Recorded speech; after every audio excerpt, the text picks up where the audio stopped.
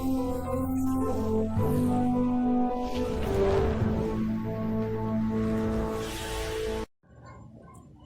My dear students. तो कुछ दिनों में आपका स्टेट बोर्ड एग्ज़ाम स्टार्ट होने वाला है, तो उसके लिए आंसर शीट कैसा रहता है, पैटर्न कैसा रहता है, वो मैं आपको दिखाने वाला हूँ। क्योंकि अब तक जितने भी आपने एग्ज़ाम दिया है स्कूल में, आपके स्कूलों में, सो वो आंसर शीट स्कूल का बनाया हुआ रहता है, उसमें कुछ पैटर्न नहीं होता है। जस्ट स्कूल का नाम लिखा हुआ रहता है आगे, और तुम्हारा रोल नंबर लिखने के लिए एक छोटा सा कॉलम दिया रहता है, बस। लेकिन स्टेट बोर्ड एग्ज़ाम्स का पेपर पैटर्न, आंसर शीट का पेपर पैटर्न अलग होता है। तो आपके सामने जो दिख रहा है, ये ऐसे ही आपको बोर्ड एग्ज़ाम में आंसर शीट दिया जाएगा। इस तरह पेपर आपको दिखेगा। तो आपको लगता रहेगा पूरा हमको भरना है, क्या नहीं, इसमें से पूरा आपको भरना नहीं रहेगा। इसमें से क्या क्या भरना है वो मैं आपको अभी समझा दूंगा। वो समझाने से पहले मैं आपको दिखाऊंगा कि आपको कुछ दिनों के बाद हॉल टिकट मिलेगा, मतलब एडमिट कार्ड। मैं आपको दिखाऊंगा, ये मेरा एडमिट कार्ड है। ये आप देख सकते हैं यहाँ पर February 2007 ये और 12th का है। और मेरे पास उल्टा देखेंगे तो मेरे पास SSC का भी है, दैट इज़ March 2005। तो ये थोड़ा सा पानी गिर के थोड़ा ख़राब हो गया है, इसलिए मैं ये वाला यूज़ नहीं करूँगा। मैं आपको ये दिखा दूँगा, दोनों सेम ही रहेगा। देखो दोनों सेम ही है, ये 10th का है और ये 12th का है। तो आप लोग भी ऐसे संभाल के रखेंगे तो अच्छा रहेगा। इसका कितना यूज़फुल है नहीं आपको बाद में पता चलेगा। और ये मिलने के बाद, ओरिजिनल मिलने के बाद, ये आप लोग देख सकते हो मैंने 2 जेरोक्स लेके रखा है। और 2 जेरोक्स क्यों लिया है मैं, क्योंकि सेफ्टी, अगर कभी कुछ ये ओरिजिनल गुम हो गया तो एक अपने पास प्रूफ तो रहेगा कि मेरे पास था, मैंने जेरोक्स लेके रखा था, ऐसे सब। तो इमरजेंसी के लिए आप जेरोक्स निकाल के एक कॉपी घर में, एक कॉपी आपके पास, एक कॉपी अपने फ्रेंड्स के पास भी रखेंगे तो अच्छा रहेगा, कभी भी किधर भी काम आ सकता है। तो ऐसे सेफ्टी के लिए जेरोक्स निकाल के रख लो। तो अभी मैं आपको इसमें से समझा दूंगा आपको इसमें से भरना कैसा है। Okay, so now see here, ये बॉक्स जो है मेन बहुत इंपॉर्टेंट बॉक्स होता है ये। और इसमें यहाँ पर दिया है, देखो सीट नंबर आपको दिखता रहेगा, मैं आपको नज़दीक से दिखा दूंगा। सी, दिस इज सीट नंबर, बैठक क्रमांक in figure and in words. तो ये लिखते टाइम थोड़ा ध्यान से लिखना रहेगा।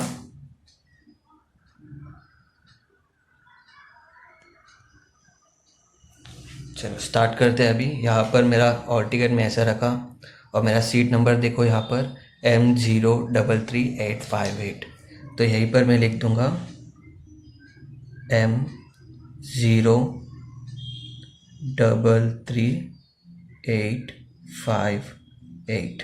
इसमें एक एक्स्ट्रा कॉलम आ गया है।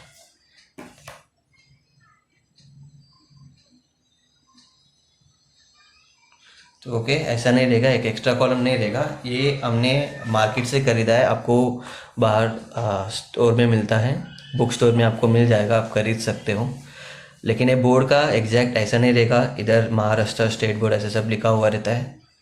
और ये कॉलम्स एग्जैक्ट कॉलम्स रहता है, इसमें एक एक्स्ट्रा कॉलम है, लेकिन ऐसा आपको एक्स्ट्रा कॉलम मिलेगा नहीं, ठीक है। अभी नेक्स्ट, इसी को मुझे वर्ड्स में लिखना है। अब वर्ड्स में लिखते टाइम देखो 1 2 3 पूरा 3 रोज आपको दिया है। यही 3 रोज में कंप्लीट करने के लिए ट्राई करो। आपका हैंड राइटिंग बड़ा हो सकता है, या फिर थोड़ा हैंड राइटिंग गंदा नहीं बोलूँगा मैं, लेकिन थोड़ा लिखने का वे छोटा सा भी लिखो, नीट एंड क्लीन लिखेंगे ना तो ये 3 रोज में आ जाएगा। So how to write in words, वो भी अगर आपको स्पेलिंग नहीं आता रहेगा तो वो भी आपको इसमें दिया हुआ रहता है, पूरा एज इट इज़ कॉपी करना है बस। यहाँ पर दिया है देखो M33,858। तो यही यहाँ पर मैं लिखूँगा ऐसे M33,858। ये मेरा आ गया है 3 रोज में। तो ऐसे ही आप लोग 3 रोज में ही आना चाहिए, और बॉक्स के बाहर नहीं जाना चाहिए। वो देख लो, ये वाला बॉक्स जो दिख रहा है उसके बाहर नहीं जाना चाहिए। अब यहाँ पर सिग्नेचर, यहाँ पर देखो तुम्हारे जो हॉल टिकट में जो सिग्नेचर होता है वही सिग्नेचर आपको करना रहेगा। ये मेरा तभी का सिग्नेचर है, तो मैं तब ऐसे ही सिर्फ नाम लिखता था, क्योंकि अपने को साइन तभी इतना आदत नहीं होता था ना, तो ऐसे ही मैं सिंपली साइन कर नाम लिख देता था। अब यहाँ पर देखेंगे इन्विजिलेटर साइन। इन्विजिलेटर साइन मतलब जो सुपरवाइजर बनकर आते हैं आपके क्लास में, उनका साइन यहाँ पर आता है। यहाँ पर आपको कुछ लिखना नहीं है। और ये 12th का है, इसलिए इसमें सेंटर 3 डिजिट्स का है। अगर आप लोग 10th का देखेंगे तो देखो सेंटर 4 डिजिट्स का होता है। ओके, तो आपको 4 डिजिट्स का ही मिलेगा। तो मैं इसका सेंटर नंबर लिख रहा हूँ आपको क्लियर करने के लिए। तो 2091 इज़ माई सेंटर नंबर। तो ये मेरा फिल हो गया इतना सा। इसमें देखो मेन तुम्हारा सीट नंबर है। ये सीट नंबर गलत नहीं होना चाहिए, और ये वर्ड्स भी सही से लिखना चाहिए। पूरा स्पेलिंग नहीं आता है आपको तो आपको इसमें से दिखेगा। और ये मेरा हो गया। ये हो गया तुम्हारा पर्सनल इन्फॉर्मेशन हो गया। अब अगर नीचे आएंगे थोड़ा, पहले हमको कोड मिलता था क्वेश्चन पेपर का ABCD कोड, वो अभी आपको नहीं है, तो इधर डायरेक्ट सिंपली डैश आ जाएगा। और इधर भी एक मिलेगा आपको ये। ओके, अब यहाँ पर सब्जेक्ट देखेंगे आप। अगर मैं अब मैथ्स का बता रहा हूँ तो मैं लिखूँगा मैथ्स। और मैथ्स में पेपर 1 पेपर 2 होता है, तो समझो अपना पेपर 1 हो रहा है। और पेपर 1 मीन्स क्या है? अलजेब्रा। तो आपका जो भी सब्जेक्ट रहेगा, इंग्लिश है तो इंग्लिश लिखने का, इंग्लिश में पेपर नहीं होता है तो डैश डाल देने का। सब्जेक्ट में अगर हिंदी है तो हिंदी लिखकर पेपर में डैश। फिर मराठी है तो मराठी में भी पेपर में कुछ नहीं आएगा। सिर्फ मैथ्स और साइंस में आपको पेपर 1 पेपर 2 होता है, तो इसमें पेपर 1 पेपर 2 आप लिखना है। अगर मेरा ज्योमेट्री है तो पेपर 2 लिखकर ज्योमेट्री लिखूंगा। साइंस है तो science and technology paper 1, science and technology paper 2, ऐसा। अब डेट समझो कुछ भी, मैं यहाँ पर कुछ भी डाल दूंगा। अभी आज का डेट ही डाल रहा हूँ मैं, जैसे कि आज का डेट है 6 मार्च 2021। बस। लैंग्वेज ऑफ आंसर, इसमें कंफ्यूज होते हैं बच्चे। लैंग्वेज ऑफ आंसर का मतलब होता है तुम्हारा मीडियम, तुम कौन से मीडियम के बच्चे हैं। English medium, Hindi medium, Marathi medium, Urdu medium. तो आप इंग्लिश मीडियम के बच्चे हैं तो सब कोई भी सब्जेक्ट का पेपर होने दो, उसमें आपका लैंग्वेज ऑफ आंसर यही रहेगा, इंग्लिश ही आएगा। ओके, तो ये हो गया तुम्हारा सब्जेक्ट के रिलेटेड इन्फॉर्मेशन। अब थोड़ा नीचे आएंगे, यहाँ पर देखो मेन बुक, मतलब ये जो तुम्हारा बुक है ये तुम्हारा देखो पूरा 16 पेज का है। तो ये पूरा तुम्हारा मेन बुक है, इसको 1 एज अ 1 ऑलरेडी काउंट किया है। अगर आप सप्लीमेंट लेंगे, कितना सप्लीमेंट लेंगे? अगर 2 लिया तो यहाँ पर 2 लिखने का, अगर 3 लिया तो 3 लिखने का, अगर एक ही सप्लीमेंट लिया तो 1 लिखने का, अगर कुछ भी नहीं लिया है तो 0 तो लिखना ही पड़ेगा आपको। यहाँ पर 0 लिखकर 1 + 0 1।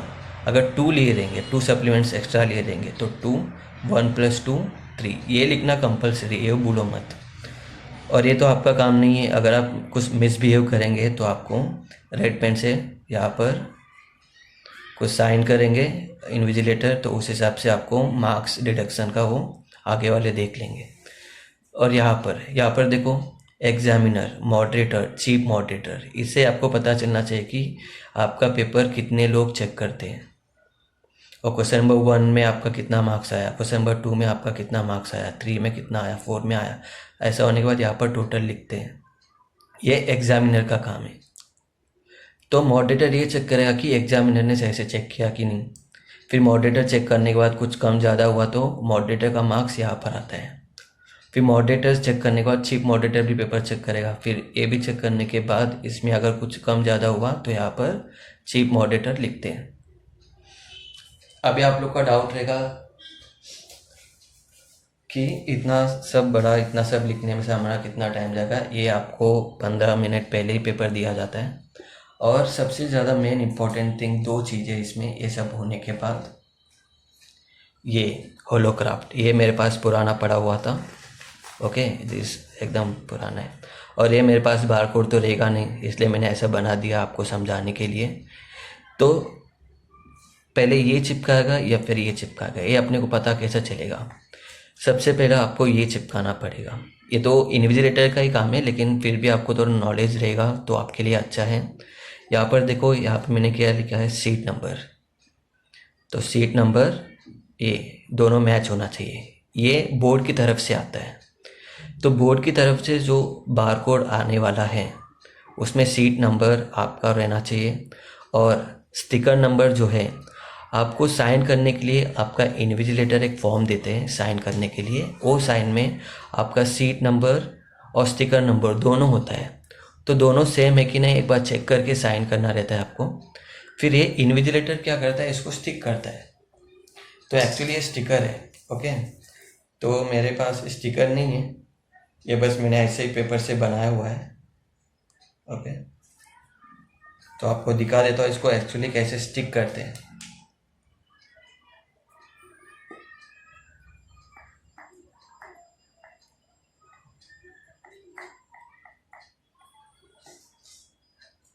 तो इसको लेकर ये स्टिकर है, अभी स्टिकर बन गया, और इसको देखो बीच वाला लाइन जो दिख रहा है, ये लाइन और ये वाला एरो पे एकदम मिडिल में टच कर देने का, बस ये हो गया तुम्हारा बार कोड,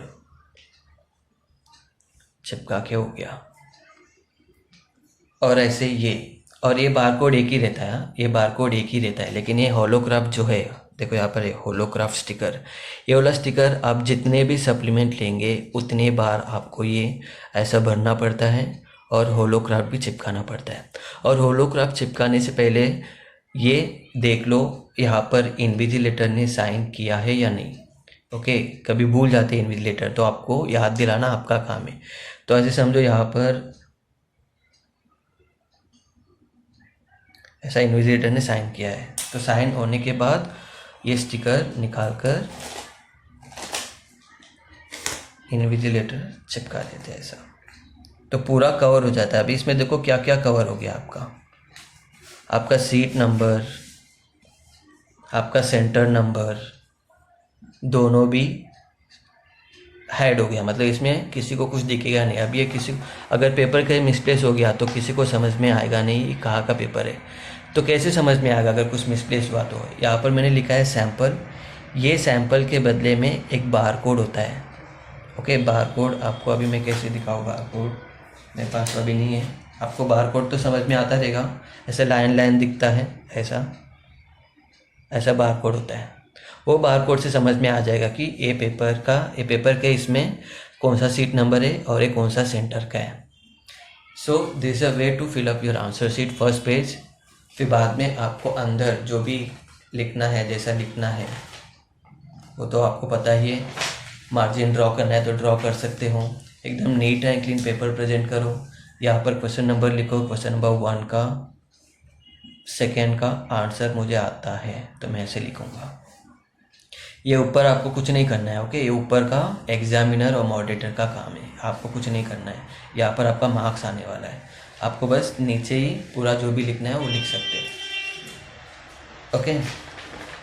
थैंक यू। आपको समझ में आ रहेगा तो आपका बोर्ड का आंसर शीट का फर्स्ट पेज कैसा बनना है, ओके। Thank you.